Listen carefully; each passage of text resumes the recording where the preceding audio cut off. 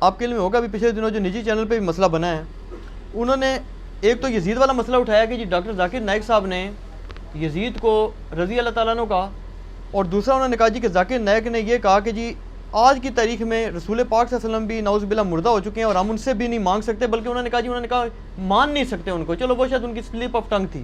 تو اس بارے میں تھوڑا وضاحت فرما دیں کہ آیا یہ کلمات کفر ہیں؟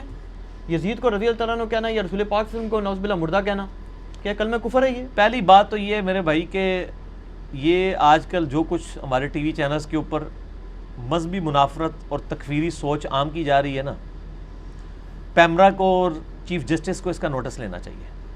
ایسے تمام اینکرز اور علماء کے اوپر پابندی ہونی چاہیے جو مذہبی منافرت پھیلا رہے ہیں. مذہبی اختلاف کا سب سے بڑا میں حامی ہوں. اختلاف رائے کریں دلائل کے ساتھ. قرآن اس چیز کو کم از کم 300 دفعہ کہتا ہے، ہاتو برہانکم ان کنتم صادقین، لاؤ دلیل اگر تم سچے ہو. قرآن اپنے مخاطب سے کہتا ہے کہ لاؤ دلیل کوئی ہے. قرآن تو بعد ہی دلیل کہتا ہے کہ اختلاف کرو دلیل کے ساتھ. اور قرآن میں بھی آیا نا، ادعو الی سبیل ربک بالحکمہ والموعظۃ الحسنہ وجادلہم باللتی ہی احسن. مجادلہ بھی کرو احسن طریقے سے، اختلاف رائے کرو. مجادلہ کہتے ہیں علمی جھگڑے کو. علمی جھگڑے کی دعوت قرآن نے خود دی ہوئی ہے. میں کہتا ہوں علمی جھگڑا ہونا چاہیے، لڑائی کٹائی والا نہیں، علمی اختلاف. ٹھیک ہے، اس میں یہ نہیں کہ بار بار تھوڑی دیر بعد ایسے کر کے کھڑا ہو جائے، یہ کام نہیں ہونا چاہیے. علمی دلائل رکھیں، اختلاف رائے رکھیں. لیکن یہ کچھ چینلز جو یہ حرکتیں کر رہے ہیں نا جی، ان میں سے ایک چینل ٹاپ آف لسٹ ہے جس میں نے پچھلی دفعہ مسئلہ 178 ریکارڈ کرا کے نا 5 گھنٹے کا، اس چینل کی ساری بدعقیدگیوں کو اور بد عقیدہ علماء کو قیامت تک کے لیے دفن کر دیا. اب دوبارہ اس پہ ہم نے ویڈیو ریکارڈ ہی نہیں کرانی. مسئلہ 178 5 گھنٹے کا، کوئی دنیا جان کا مسئلہ جو انہوں نے ڈسکس کیا ہے. اس رمضان میں بھی جو پینے ڈال کے بیٹھے ہوئے ہیں یہ وہی ہیں جو پچھلی دفعہ تھے. میں ڈسکس کر چکا ہوں، دوبارہ ضرورت نہیں ہے. ان کا نوٹس لینا چاہیے، یہ تکفیری سوچ کو عام نہ کریں. اور میں نے دیکھا ہے وہ ابھار رہے تھے، خصوصاً اہل حدیث مکتبہ فکر کو ٹارگٹ کیا ہوا تھا کہ یہ گستاخ ہیں، واجب القتل ہیں، یہ ہیں وہ ہیں. اختلاف رائے رکھیں علمی دلائل کے ساتھ، زبردستی کسی کے اوپر فٹ کرنے کی کوشش نہ کریں. رہا یزید کا مسئلہ، تو میرے بھائی یزید کا مسئلہ تو بہت چھوٹا ہے. ہم نے تو یزید سے بھی بڑے بڑے مسئلے جو ہیں خلافت و ملوکیت کے، میری ویڈیوز یوٹیوب کے پر ریکارڈ ہیں. آپ یوٹیوب پہ جا کے لکھیں حضرت معاویہ رضی اللہ تعالیٰ عنہ اور یزید کے بارے میں سنی عقیدہ، لاکھوں لوگ میری ویڈیو دیکھ چکے ہیں. ایک اور ویڈیو ہے یزید اور جنتی لشکر، ایک طرف ڈاکٹر ذاکر نائک کی تصویر ہے تھم نیل پہ، ایک طرف میری ہے. میں نے علمی دلائل کے ساتھ ان کے ساتھ اختلاف کیا کہ وہ جنتی لشکر میں نہیں تھا شامل. علمی طریقے سے جواب دیں. یزید کا مسئلہ جب 2009 کے اندر ڈاکٹر ذاکر نائک نے اٹھایا نا، تو اس کے بعد صرف لوگوں نے گالی گلوچ کی ہے. میرے علم میں صرف 3 بندے ہیں جنہوں نے علمی رد کیا ہے ڈاکٹر ذاکر نائک کا بائی نیم. ایک یہ ہے کہ ویسے رد کرنا، وہ تو بڑے لوگ نکلے ہوئے ہیں، لیکن وہ ان میں سے ایسے لوگ بھی ہیں کہ جو ڈاکٹر ذاکر نائک کے مکتبہ فکر سے تعلق رکھتے ہیں، اس لیے اس کا نام نہیں لیتے، ان کو تو میں اس میں شامل نہیں کرتا ہوں. 3 بندے ہیں جنہوں نے بائی نیم علمی رد کیا ہے. پہلے نمبر پہ مولانا اسحاق صاحب رحمہ اللہ تعالی، المتوفا 2013 عیسوی، 28 اگست 2013 کو فوت ہوئے. میں نے ان کا جنازہ بھی پڑھا، اور میرے لیے تو 2013 کا سال سمجھ لیں کہ ایک غمگین سال تھا. 28 اگست کو یہ فوت ہوئے 2013 میں، اور 10 نومبر 2013 کو شیخ زبیر علی زئی صاحب فوت ہو گئے. دونوں کا جنازہ بھی پڑھا، آپ بھی بلکہ دونوں دفعہ ساتھ ہی تھے میرے، دفنانے تک ہم ساتھ رہے الحمدللہ. تو شیخ زبیر صاحب نے بھی رد کیا، لیکن ذاکر نائک کا نام لے کے نہیں کیا. بائی نیم رد اگر کسی نے کیا نا شیروں کی طرح، وہ مولانا اسحاق صاحب تھے. اس کے بعد اگر کسی نے رد کیا تو ڈاکٹر طاہر القادری صاحب نے کیا. باقی جس کو کہتے ہیں نا اس کو منطقی انجام تک پہنچانا، تو بغیر غرور اور تکبر کے، وہ صرف ایک بندے نے کام کیا ہے، انجینئر محمد علی مرزا نے. اور ہم نے ریسرچ پیپر بھی لکھ دیا. اے دکھاؤ، اٹھو جی اٹھو دکھاؤ، اے دکھاؤ. یہ کہتے ہیں بار بار دکھاندہ ہے. یہ ان بھائی قرآن اور علی ساتھ رہیں گے قیامت تک. ٹھیک ہے نا جی، وہ تو حدیث ہے. واقعہ کربلا کا حقیقی پس منظر 72 صحیح الاسناد احادیث کی روشنی میں جنگ جمل صفین نہروان. واقعہ کربلا کا پس منظر 200 احادیث اہل سنت کی کتابوں سے، عربی میں بھی، اردو میں بھی، انگلش میں بھی، ہندی میں بھی. دنیا میں جو یہ ریسرچ پیپر جتنا عام ہوا ہے الحمدللہ، PDF بھی اس کا ڈاؤن لوڈ کریں 5B ریسرچ پیپر اہل سنت پاک.com سے. اس میں میں نے یہ سارا وہ یزید والا جنتی لشکر والا سارا اس میں وہ بھی کور کیا ہے. اور ہم نے پچھو گل شروع کی ہے حضرت عمر کی شہادت سے لے کے واقعہ کربلا تک رضی اللہ تعالیٰ عنہ علیہ السلام. تو ڈاکٹر ذاکر نائک سے مسئلہ مس ہینڈل ہوا ہے، لیکن زیادتی کی ہے ڈاکٹر ذاکر نائک کے مخالفین نے بھی. ایک اس سے تو چلے زیادتی ہوئی. انہوں نے ڈاکٹر ذاکر نائک کو یہ پورٹریٹ کیا کہ ڈاکٹر ذاکر نائک نعوذ باللہ سیدنا حسین علیہ السلام کے مخالف ہیں. توبہ توبہ توبہ. بھائی ڈاکٹر ذاکر نائک نے اسی ویڈیو میں کہا تھا جس ویڈیو کو یہ اٹھاتے ہیں، جس میں وہ امام ابن تیمیہ سے ڈسیو ہو کے انہوں نے جنتی لشکر والی بشارت فٹ کر. حالانکہ ابن تیمیہ بھی کوئی یزید کا سگا کوئی نہیں تھا. ابن تیمیہ بھی کہتے تھے میں اس سے دنیا کے بادشاہوں کی طرح ایک بادشاہ مانتا ہوں، خلیفہ راشد نہیں مانتا منہاج السنہ میں. لیکن دوسری طرف جنتی لشکر کی بشارت بھی فٹ کر دی جو آج تک اہل حدیث کو فٹ ہوئی ہوئی ہے. ایک غلطی وہ ایک بزرگان دین کر گئے نے انہوں نے وہ فٹ ہے. اچھا، ڈاکٹر ذاکر نائک نے اسی ویڈیو میں کہا تھا کہ آج کی ڈیٹ میں جو حضرت حسین کا قاتل ہے یا اس کی مدد کرنے والا ہے میں اس پہ لعنت بھیجتا ہوں. اس کا موقف یہ تھا کہ یزید ڈائریکٹلی انوالو نہیں تھا، وہ انڈائریکٹلی بھی نہیں مانتے. تو یہ ایک اس کو علمی غلطی لگی نا. ایک بندہ کہتا ہے میں یزید کو مانتا ہی نہیں ہوں کہ اس میں شامل تھا حضرت حسین کے قاتلین میں، وہ یہ کام کر ہی نہیں سکتا. تو سر آپ اس کو بینیفٹ آف ڈاؤٹ دیں گے نا. جس طرح ڈاکٹر اقبال جو ہیں جن کو سارے کی الامت مانے ہوئے ہیں، وہ امام مہدی کا انکار کرتے ہیں. وہ کہتے ہیں مہدی کا عقیدہ ہی فراڈ ہے. تو میں نے تو آج تک کسی بریلوی دیوبندی اہل حدیث شیعہ کو نہیں سنا کہ ڈاکٹر اقبال تو منکرین حدیث تھا، وہ تو مہدی کو نہیں مانتا تھا. چلے اس ویڈیو کے بعد بھی کوئی جرت کر کے بتائے کہ جی ان کی خدمات دیکھیں، وہ اصل میں ان حدیثوں کو صحیح نہیں سمجھتے تھے، بینیفٹ آف ڈاؤٹ دیں. ڈاکٹر اقبال امت کے اجماعی عقیدے کو جو امام مہدی کے بارے میں انکار کر دیں تو ان کو بنا بینیفٹ آف ڈاؤٹ ملے گا. تو ڈاکٹر ذاکر نائک والا مسئلے میں تو اور لوگ بھی کئی ان کے ساتھ کھڑے ہوئے ہیں. یزید والے مسئلے میں کیا یزید کے ساتھ محبت کا راگ صرف ڈاکٹر ذاکر نائک نے الاپا ہے؟ حالانکہ انہوں نے نہیں الاپا. صرف انہوں نے کہا ہے کہ وہ جنتی لشکر والا وہ جو معاملہ ہوا، وہ انہوں نے کہا میں حسین کے قاتلین پہ آج کی ڈیٹ پہ لعنت بھیجتا ہوں، میں حسین سے محبت کرتا ہوں، یہ سب کچھ کرتا ہوں.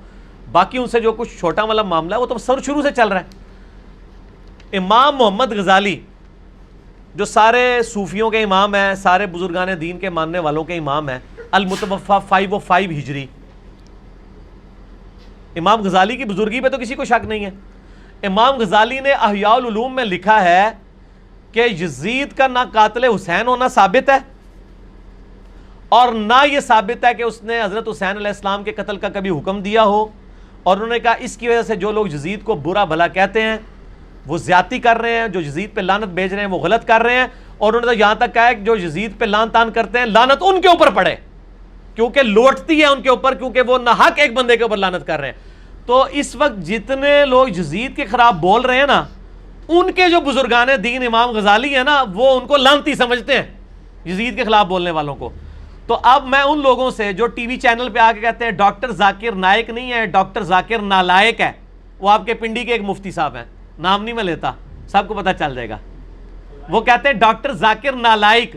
تو میں ان سے پوچھتا ہوں ڈاکٹر ذاکر تو نالائق ہوئے اور آپ کے بزرگان دین امام محمد غزالی المتوفا 505 ہجری 505 ہجری جو پوری تصوف جن کے اوپر کھڑی ہے، وہ تو کہتے ہیں جو یزید کو پہ لعنت بھیجے اس پہ لعنت لوٹے گی. تو انہی مفتی صاحب نے جو پنڈی والے ہیں انہوں نے نجی چینل کے اوپر کہا یزید لعنتی. تو مفتی صاحب امام غزالی آپ پہ لعنت بھیج کے گئے ہوئے ہیں، تو آپ ذاکر نائک کے اوپر تو بعد میں آئے، پہلے اپنے بزرگوں کے اوپر. اب آپ فیصلہ کریں آپ دونوں میں سے کس پہ لعنت لوٹ رہی ہے. ہاں انجینئرنگ کی تھی میں کہ امام غزالی فرما رہے جو یزید تے لعنت بھیجے او لعنتی، اور پنڈی والے مفتی صاحب نے کہا ہے کہ یزید لعنتی. ان پنڈی والے مفتی صاحب دے اپنے اتنے لعنت آئی ہے یا یزید اتنے گئی ہے یا امام غزالی اتنے گئی ہے؟ پھکی ساڑھے کو تو پھر اس طرح دے جواب جے اے کلپ چڑھے گا نا انشاءاللہ تعالیٰ سارا دی طبیعت صاف ہو جائے گی. ہم سب کو ایک اصول پہ غلط سمجھتے ہیں. میں نے امام غزالی کرا تھا، آپ کو پتہ ہے 2014 میں مسئلہ 101 ریکارڈ کرایا تھا، خلافت و ملوکیت صحیح مسئلہ خروج اور فکر حسین حق پرستی کی علامت ہے. میں نے اس میں کہا تھا کہ امام غزالی بھی یزید والے مسئلے میں غلط ہیں اور امام ابن تیمیہ بھی غلط ہیں اور ڈاکٹر ذاکر نائک بھی غلط ہیں. لیکن میں نے غزالی کی تکفیر تو نہیں کر دی اس مسئلے میں. اگر اس مسئلے میں تکفیر بنتی ہے تو پہلے امام غزالی کی تکفیر کریں یہ لوگ جو ڈاکٹر ذاکر نائک کی یزید کے مسئلے میں اگر وہ کر رہے ہیں تکفیر, تو کہیں گے نہیں اس کی بھی غلطی, اس کی انشاءاللہ وہ فارغ ہو جائیں گے. میں کوئی ڈاکٹر ذاکر نائک کا یعنی اس کا چمچہ نہیں ہوں. میں سب سے پہلے میں نے ہی ویڈیو اس کے خلاف ریکارڈ کرائی ہیں اور سچ پیپر لکھے اس کو ای میلز کی, لیکن ایک خاص لمٹ سے آپ کو آگے نہیں جانے دیں گے. حضرت امیر معاویہ رضی اللہ تعالیٰ کی غلطیاں بخاری مسلم سے ضرور بیان کریں, ہم آپ کو نہیں روکیں گے, لیکن آپ جب ان پہ لعنت کرنی شروع کریں گے پھر ہم حضرت معاویہ کے دفاع کے ساتھ کھڑے ہو جائیں گے کہ نہیں, جو بندہ فوت ہو چکا ہے اس پہ آپ کو لعنت کرنے کا حق نہیں ہے, جو صحابی بھی ہو. میرا یوٹیوب پہ کلپ بھی حضرت معاویہ پہ لعنت کرنا حرام ہے, لیکن لمٹ نہیں کراس کرنی, ایگزیجریشن نہیں کرنی. یہاں کیا کرتے ہیں, جس کو 10 ہوتا ہے نا اس کے ساتھ 3 صفریں لگا کے 1000 بنا دیتے ہیں, جو 1000 ہوتا ہے اس کے تینوں ہی اڑا دیتے ہیں. جس کو بڑھایا بڑھا ہی دیا, جس کو کم کیا کم ہی کر دیا. تو ڈاکٹر ذاکر نائک کا بھی مسئلہ ہے کہ ہم اس سے علمی اختلاف رکھتے ہیں. اس مسئلے میں تو اس کی تکفیر نہیں بنتی قطعاً. اگر بنتی ہے تو ڈاکٹر ذاکر نائک سے پہلے امام غزالی نے یہ کیا, پھر ان کے بعد جو عبد المغیث نامی ایک بہت بڑے عالم دین گزرے ہیں جن کے رد پہ کتاب لکھی تھی امام ابن جوزی نے, الرد علی المتعصب العنید المانع من ذم یزید, یہ اس سرکش کا رد ہے جو یزید کو برا نہیں کہتا. اس کتاب کے رائٹر کون ہے؟ امام ابن جوزی المتوفا 597 ہجری, جو شاگرد ہیں شیخ عبد القادر جیلانی رحمۃ اللہ علیہ المتوفا 571 ہجری کے. ابن جوزی شاگرد ہے شیخ عبد القادر جیلانی رحمۃ اللہ علیہ کا اور محدث ہے. اگر مجھ سے پوچھیں تو وہ علم میں اور حدیث کی فیلڈ میں شیخ عبد القادر جیلانی سے اوپر ہیں. یہ ہو سکتا ہے کہ شاگرد استاد سے آگے نکل جائے, حدیث کی فیلڈ میں شیخ عبد القادر جیلانی سے بہت اوپر ہیں, ویسے ان کے شاگرد ہیں امام ابن جوزی. ان کی کتاب دیوبند میں ترجمے سے چھاپی ہے, ہماری ویب سائٹ ahlesunnatpak.com میں بکس والے پورشن میں 9 نمبر 10 نمبر کے اوپر یہ کتاب موجود ہے, اردو ترجمے کے ساتھ. شاہ نفیس اکیڈمی لاہور سے دیوبندیوں نے شائع کی ہے. انہوں نے چھوڑا ہی کچھ نہیں ہے یزید کا. تو وہ جس زمانے میں وہ لکھی گئی اس زمانے میں یزید کے طرفدار موجود تھے, ان لوگوں کو بھی آپ لینا حاضر کریں. ٹھیک ہے, سب کو کہہ رہے ہیں. میں یہ نہیں کہہ رہا کہ ڈاکٹر ذاکر نائک کو چھوڑ دیں, نہ, یہ دوسرے لوگ ہوتے ہیں جو یہ کہتے ہیں کہ یار پتر تو کیوں فیل ہویا, ابا جی تھوڑے دوست دا منڈا بھی فیل ہو گیا لہذا منو بھی چھوڑ دو. نہیں, میں کہتا ہوں سارے کے ابوں کو ایک جگہ حاضر کریں. باقی لوگ کیا کرتے ہیں, مناظروں میں بیٹھتے ہیں اور مناظرے کی پہلی شرط رکھتے ہیں کہ اگر آپ نے ہماری کو گستاخانہ عبارت نکالی اور اسی لیول کی آپ کے بزرگ کی بھی نکل آئی تو وہ نیوٹرل ہو جائے گی, پھر دونوں کو معافی مل جائے گی. ہاں سر, وہ پنڈی والے مفتی صاحب اور ایک پنڈی والے ایک سعودیہ والے کے جو بڑے بھائی ہیں پنڈی والے, دونوں کا جو مناظرہ ہوا ہے اس کی شرائط کے سٹارٹ میں یہی ہے کہ اگر آپ نے کوئی ہمارے بزرگ کی گستاخی نکالی اور وہی گستاخی آپ کے بزرگ کی بھی نکل آئی تو ہونا چاہیے جیسے کہ دویا نہیں بیڑا غرق, اور میں کہا جو دویا نو معافی مل جائے گی. ہم وہ نہیں ہیں, ہم کہتے ہیں جب نکلے گی تو دونوں فارغ. ہم کہتے ہیں آپ ڈاکٹر ذاکر نائک کا بھی رد کریں, آپ امام غزالی کا بھی رد کریں, آپ عبد المغیث کا بھی رد کریں, آپ ان سارے لوگوں کا رد کریں. اور آپ کو پتا ہے احمد بریلوی صاحب نے کیا لکھا ہے؟ انہوں نے کہا ہم یزید پہ لعنت کرتے نہیں ہیں, کسی کو روکتے نہیں ہیں. تو یزید پہ تو احمد بریلوی صاحب نے بھی لعنت نہیں کی ہے, اور کہتے ہیں ہم سکوت اختیار کرتے ہیں. تو یہ پنڈی والے مفتی صاحب کا یہ موقف ہے کہ یزید کے مسئلے میں ان کو تو کہا جاتا ہے شمشیر اعلیٰ حضرت. جس اعلیٰ حضرت کی وہ شمشیر ہے وہ تو کہتے ہیں ہم یزید پہ لعنت کو جائز نہیں سمجھتے. کوئی کرے گا اس کو روکیں گے نہیں, خود کریں گے نہیں. تو پوچھا گیا کیوں؟ تو انہوں نے کہا اس لیے کہ ہمارے امام حنیفہ رحمہ اللہ جو ہیں اس معاملے میں خاموشی اختیار کرتے ہیں, اور امام حنیفہ کے ماننے والے سب سے زیادہ یزید کے خلاف فتوے جاری کر رہے ہیں. تو لوگوں کو یہ بھی بتائیں کہ ہمارے امام حنیفہ تو خاموش تھے, وہ یزید کو کچھ نہیں کہتے تھے. ہم کہہ رہے ہیں چونکہ ہم حنفی ہیں. تو لوگ آپ کو خود ہی پوچھیں گے کہ آپ کون سے حنفی ہیں کہ آپ کے امام صاحب تو خاموش تھے. میں یہ ان کو الزامی بات کر رہا ہوں, میں ان کے ساتھ نہیں ہوں. میں تو یزید کے بھی خلاف ہوں اور یزید کو تخت حکومت پہ بٹھانے والوں کے ساتھ بھی علمی اختلاف رکھتا ہوں. ٹھیک ہے جی, مجھے تو کسی سرٹیفکیٹ کی ضرورت نہیں ہے, اور میں ایسی کھلی کتاب ہوں اس مسئلے کے اندر کہ دنیا میں مجھے جس طرح عمار ابن یاسر کو شیعہ ثابت کرنے کے لیے کسی دلیل کی ضرورت نہیں ہے نا, اس طرح مجھے شیعہ علی میں سے ثابت کرنے کے لیے پولیٹیکل ٹرم میں کسی کے سرٹیفکیٹ کی ضرورت نہیں ہے. تو یہ ڈاکٹر ذاکر نائک پہ اس حوالے سے جو تکفیر ہوئی ہے نا جی, وہ غلط ہے اگر کسی نے کی ہے. میں آپ کے الفاظ میں اگر کسی نے کی ہے, میرا خیال نہیں ہے کہ اتنے بیوقوف علماء کہ اس مسئلے پہ تکفیر کریں ڈاکٹر ذاکر نائک کی. ہم کہتے ہیں ہر ایک کو ایک ہی تلوار سے ہانکے. یہ نہیں ہے کہ دوسرا مسئلہ تھا نا وہ مردہ والا. اب آ جائے مردہ والا. مسئلہ یہ ہے, اس پہ میرا کلپ چڑھ چکا ہے یوٹیوب کے اوپر, کیا وفات النبی صلی اللہ علیہ وآلہ وسلم بولنا گستاخی ہے؟ میرا خیال ہے 40,000 سے زیادہ لوگ ایک دن کے اندر دیکھ چکے ہیں اس یوٹیوب پہ اس ویڈیو کو, مور دین 40,000. ایک ایک چیز میں نے قرآن پاک سے 3 حوالے دیے ہیں, بخاری سے 5 حوالے دیے ہیں کہ صحابہ کرام نبی علیہ السلام کے لیے موت کا لفظ, وفات کا لفظ, خرج من الدنیا, فارق الدنیا, یہ سارے لفظ عام صحابی نہیں, حضرت ابو بکر, حضرت عمر, حضرت عائشہ, یہ لوگ بولنے والے تھے. قرآن پاک میں الفاظ موجود ہوئے ہیں. رہا یہ کہ یہ کہنا کہ نبی علیہ السلام مردہ ہیں, یہ الفاظ مناسب نہیں ہے.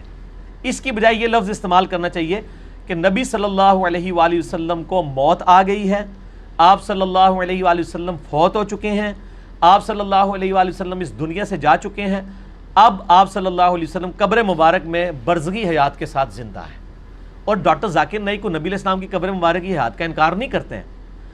مجھے بتائیں, آپ نے ایمانداری سے بتانا ہے, کیا یہ لفظ اس طریقے سے کہ ڈاکٹر ذاکر نائک نے مینشن کیا ہو کہ نبی مردہ ہیں, نعوذ باللہ, مجھے کسی ویڈیو میں نہیں ملا. جھوٹ بول رہے ہیں یہ. وہ یہ کہنا چاہ رہے ہیں کہ ڈاکٹر ذاکر نائک نبی علیہ السلام کو فوت شدہ مانتے ہیں. تو سر فوت شدہ تو صحیح مان رہے ہیں نا, نبی علیہ السلام کا جنازہ ہوا ہے نا, میرا کلپ چڑھا, یہ بھی جھوٹ بولا ہوا ہے. میں نے 5 حدیث کی کتابوں سے ثابت کیا نبی علیہ السلام کا جنازہ ہوا. ٹھیک ہے جی, نبی علیہ السلام کو غسل دیا مولا علی علیہ السلام نے, آپ کو کفن دیا گیا, آپ کو دفنایا گیا, آپ کی قبر مبارک موجود ہے, تو وفات تو ہوئی ہے.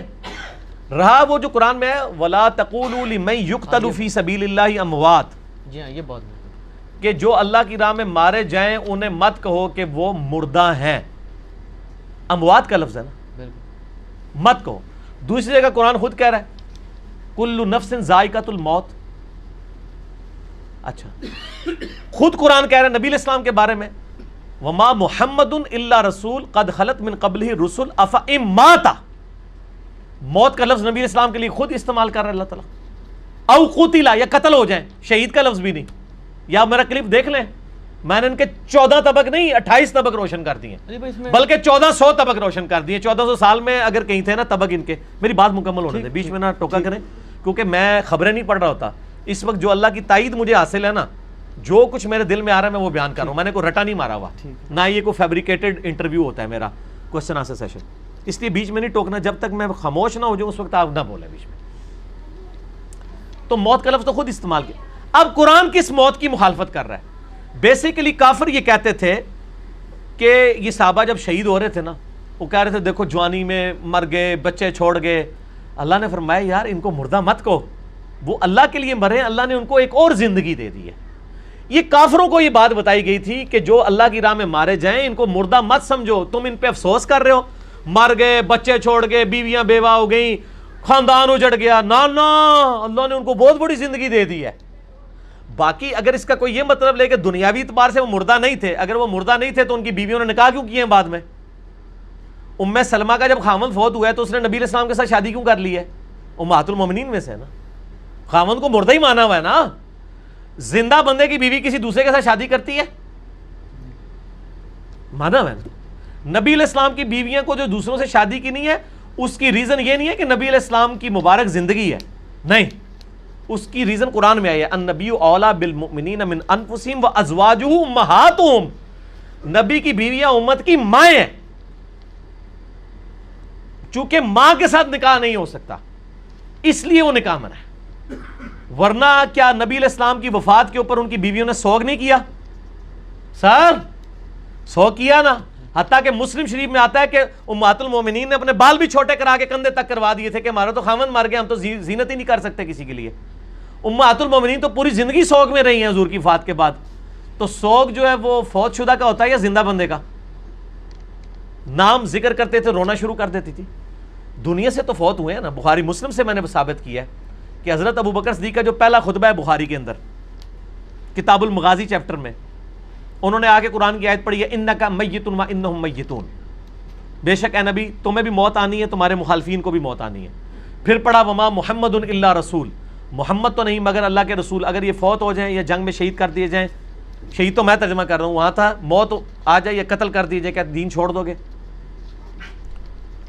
اور پھر آپ نے فرمایا الا لوگوں آگاہ ہو جو من کان یعبد محمدا فإن محمد قد مات، جو کوئی محمد کی عبادت کرتا تھا جان لے کہ محمد صلی اللہ علیہ وسلم مات کا لفظ ہے. مات کا ترجمہ کیا ہوگا؟ وصال شریف یا موت شریف؟ مات عربی کا لفظ ہے، وفات کا لفظ بھی نہیں. آپ صلی اللہ علیہ وسلم کو موت آ گئی ہے. کسی سے ابھی نے نکاح جی آپ نے نبی علیہ السلام کو مردہ کہہ دیا، آپ گستاخ رسول ہو گئے، یا آپ نے کہہ دیا آپ صلی اللہ علیہ وسلم کو موت آ گئی، آپ گستاخ رسول ہو گئے. اور کہا من کان یعبد محمدا فإن محمد قد مات ومن کان یعبد اللہ، اور جو کوئی اللہ کی عبادت کرتا ہے فإن اللہ حی لا یموت، تو جان لو بے شک اللہ تعالیٰ کو ابھی موت نہیں آئے گی، وہ ہمیشہ زندہ رہے گا. مجھے پتہ ہے صحابہ میں کتنے لوگ نبی علیہ السلام کی عبادت کرتے تھے؟ کوئی بھی. تو حضرت ابوبکر صدیق نے یہ فرضی قصہ کہانی کیوں بنایا ہے؟ ہم ان کو مثال دے دے، کہتے ہیں جی یہ ساڑھے تو والی آیتاں لگاندے نے، وہ جڑی آیت ہے ہی کوئی نہیں سی، وہ پہلے حضرت ابوبکر صدیق نے خود بنائی. یہ آیت تھی کہ جو محمد کی عبادت کرتا تھا وہ جان لے کے اور محمد کی عبادت تو کوئی کرتا ہی نہیں تھا صلی اللہ علیہ وآلہ وسلم، نہ آج کوئی کرتا ہے. اتنا بڑا فیبریکیٹڈ جملہ بنایا حضرت ابوبکر صدیق نے اصل میں ان کے دماغ کھولنے کے لیے، کیونکہ حضرت ابوبکر صدیق کو وہ بخاری والی حدیث پتہ تھی کہ دیکھنا میرے امتیوں میری شان کو اس طرح بلند نہ کرنا جس طرح عیسیٰ ابن مریم کے ماننے والوں نے کیا. میں اللہ کا بندہ اور اس کا رسول ہوں، مجھے اللہ کا بندہ اور اس کا رسول کہنا. اصل میں اس انسانیت نے ایک بہت بڑا رسک فیکٹر انوالو ہو چکا ہے. اس انسانیت میں سب سے بڑا شرک نبی کے نام پہ ہی کھڑا ہوا ہے. عیسائیت کس کے نام پہ کھڑی ہوئی ہے؟ کسی بت کے نام پہ. میں کہتا ہوں حضرت عیسیٰ کو تو 2.25 ارب لوگ عبادت میں کلیم کر رہے ہیں نا، 1.5 ارب مسلمانوں نے بھی یہی کام کرنا تھا اگر نبی علیہ السلام اتنی سخت تعلیمات نہ ارشاد فرما کے جاتے. اور حضرت ابوبکر صدیق نے صحیح وفات کے بعد آپ کی اس بات کو مزید انڈورس کر دیا کہ جان لو اگر کوئی محمد کی عبادت بھی کرتا تھا نا تو جان لو کہ محمد کی عبادت نہیں، ہم اللہ کے ماننے والے ہیں. محمد تو ہمارے لیڈر ہیں، ہم جو عبادت ہے وہ اللہ کی کر رہے ہیں. سارے ان کو پتہ ہی نہیں ہے، یہ اللہ کے نام کے اوپر تو بھڑکتے نہیں ہیں، اللہ کے نام کا تو مذاق اڑاتے ہیں اور باقی ناموں کے اوپر بھڑکنا شروع کر دیتے ہیں. تو یہ کہنا کوئی گستاخی نہیں ہے. رہا یہ کہ نبی علیہ السلام کو ماننا، وہ میں نے کلپ دیکھا ہے شاہ جی، انڈیا کے لوگ گاف بول ہی نہیں سکتے. مانگنا اس نے بولنا تھا تو ماننا نکل گیا. دوسرا ماننا لفظ کو تو انہوں نے پکڑ لیا، وہ پورا جملہ کیا تھا؟ جملہ بتا رہا ہے کہ مانگنا بولا یا ماننا بولا ہے، جملہ خود بتا دے گا. وہ جملہ یوں ہے، انہوں نے کہا سادھو سنت لوگوں کو تو چھوڑ دو، آج کی ڈیٹ میں وہ بات ہو رہی تھی کیا قبروں سے جا کے مانگ سکتے ہیں؟ جو فوت شدگان ہیں ان کو مدد کے لیے پکار سکتے ہیں، سادھوؤں کو، بزرگوں کو. تو اس کے جواب میں اس نے کہا کہ تم ان بزرگوں کو تو چھوڑو، آج کی ڈیٹ میں تو محمد صلی اللہ علیہ وآلہ وسلم کو مانگنا بھی حرام ہے. وہ کو بھی پریپوزیشن بھی غلط لگا دی، سے مانگنا کہنا چاہیے تھا، لیکن وہ جملہ بتا رہا ہے کہ پریپوزیشن اس قسم کی تو کئی یہ غلطیاں مطلب سلیپ آف ٹنگ کی وجہ سے ہو جائے. صحیح مسلم میں حدیث نہیں ہے، ہاں اس پہ ڈٹا رہنا غلط ہے. صحیح مسلم میں حدیث نہیں ہے کہ تیرے رب کو توبہ کرنے والے شخص پہ ویسا ہی پیار آتا ہے جیسا کہ کوئی شخص کسی ریگستان میں ہو اور اس کا سارا ساز و سامان اس کے اونٹ پہ لدا ہو، اچانک وہ اونٹ غائب ہو جائے، پھر وہ بیٹھ کے موت کا انتظار کرنا شروع کر دے کہ اب تو دور دور تک تو ریگستان ہے، مجھے پانی اور روٹی نہیں ملے گی.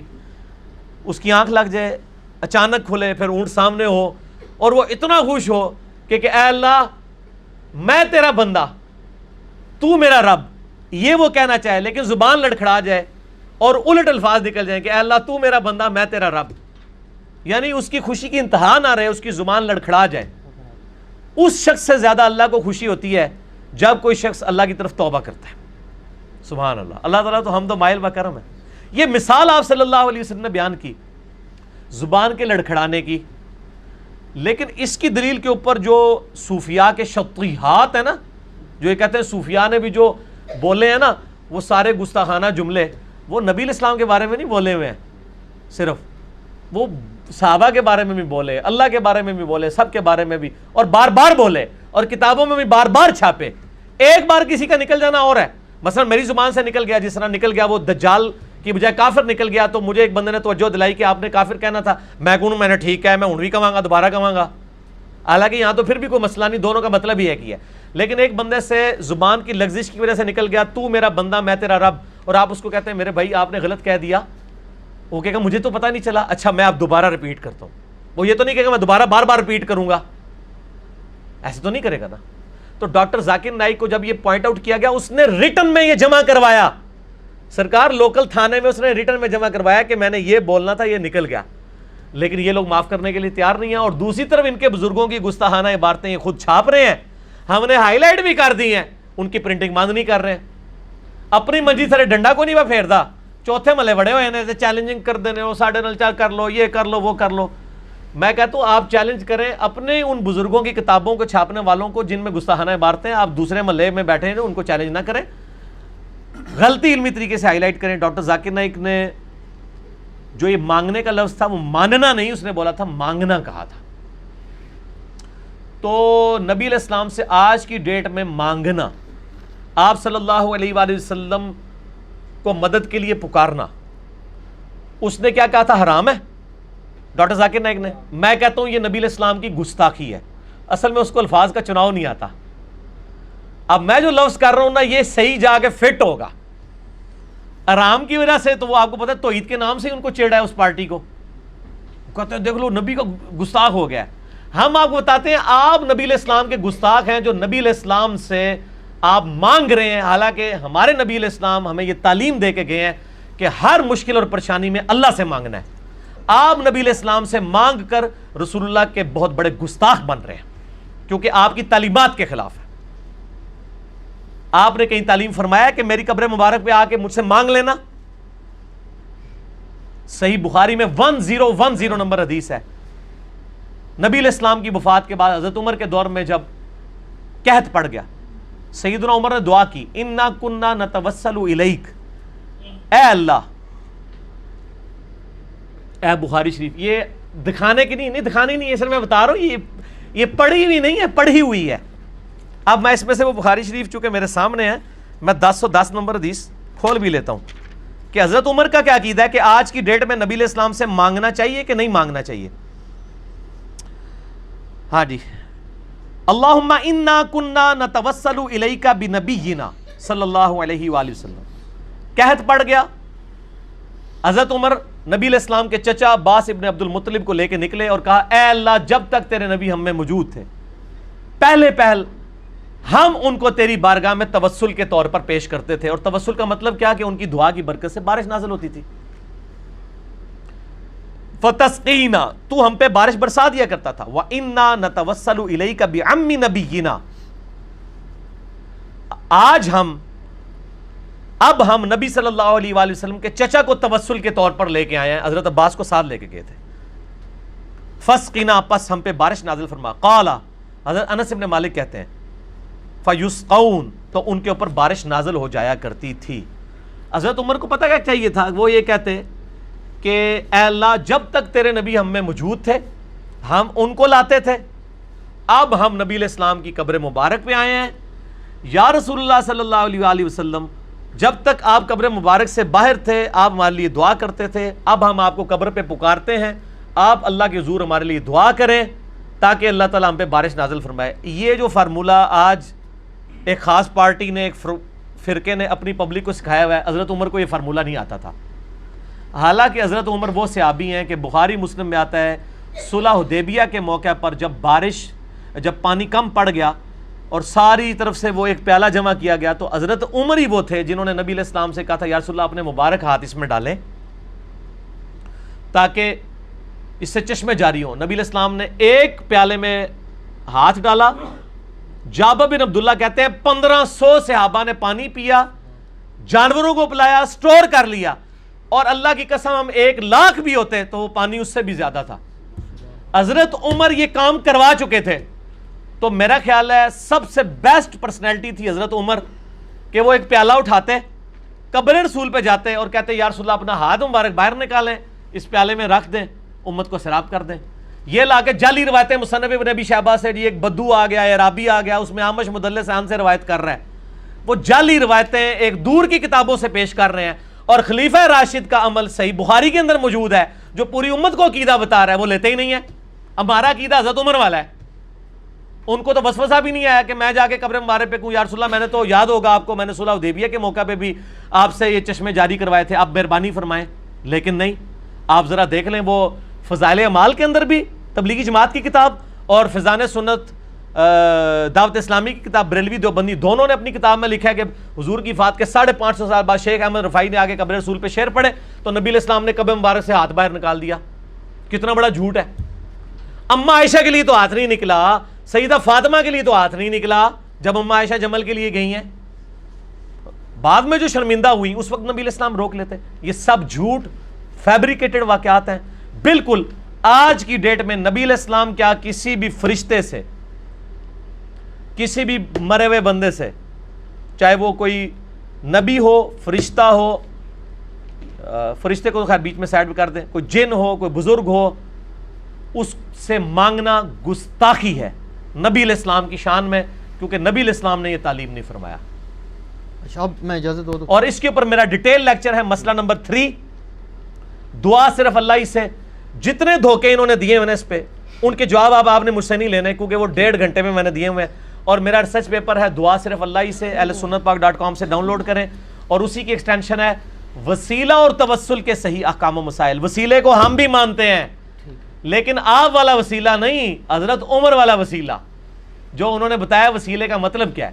آج اللہ کے نبی دنیا میں موجود ہوں، ہم کسی کے پاس اپنا مسئلہ نہیں لے جائیں گے، ڈائریکٹ نبی علیہ السلام کے پاس لے کے جائیں گے. لیکن نبی علیہ السلام کی وفات کے بعد سقیفہ بنی ساعدہ میں اختلاف ہوا، حضرت علی نے 6 مہینے تک بیعت نہیں کی ہے، حضرت ابوبکر نے اپنا مقدمہ قبر رسول پہ پیش نہیں کیا. 6 مہینے تک تو اختلاف رہا ہے نا. اختلاف کیوں رہا ہے؟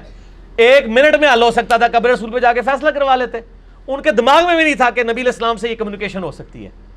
حضرت فاطمہ فدق کا مسئلہ ہوا، یہ کہتے ہیں جو قبر رسول پہ جا کے کہتی، نبی علیہ السلام ایک آواز دیتے، کسی کی جرت نہیں تھی بات کر سکتا. ان کو پتا تھا کہ اب نبی کے ساتھ ہماری کمیونیکیشن قیامت تک نہیں ہو سکتی. بالکل جھوٹے عقیدے انہوں نے گھڑے ہیں. اس لیے آپ کو کسی حدیث میں خلفاء راشدین کے بارے میں نہیں ملے گا، بلکہ اس کے الٹ ملے گا. بخاری مسلم میں حدیث ہے نبی علیہ السلام کی مبارک زندگی میں 70 صحابہ کو دھوکے سے شہید کر دیا گیا. وہ جب شہید ہونے لگے انہوں نے کہا اے اللہ ہمارے نبی کو ہمارے حال کی خبر کر دینا کہ ہم نے تیرا دین نہیں چھوڑا. اور نبی علیہ السلام وہاں بیٹھے ہوئے اشک آنکھوں سے جاری ہیں، آپ کو اللہ تعالیٰ نے مطلع کر دیا. انہوں نے کہا یا رسول اللہ آپ دیکھ لیں ہم آپ کے امتی آپ کا دین نہیں چھوڑ کے جا رہے. کہا اللہ ہمارے نبی کو ہمارے حال کی خبر کر دینا. نبی علیہ السلام جب دنیا میں موجود تھے اس وقت صحابہ کا عقیدہ یہ تھا اتنی دور سے ہم اپنی بات نہیں پہنچا سکتے، اللہ کے ذریعے پہنچا سکتے ہیں. اور آج بھی مسلمان کا یہ عقیدہ ہے. ہم درود شریف کیا پڑھتے ہیں؟ اللہم صلی علی محمد. ٹھیک ہو گیا جی.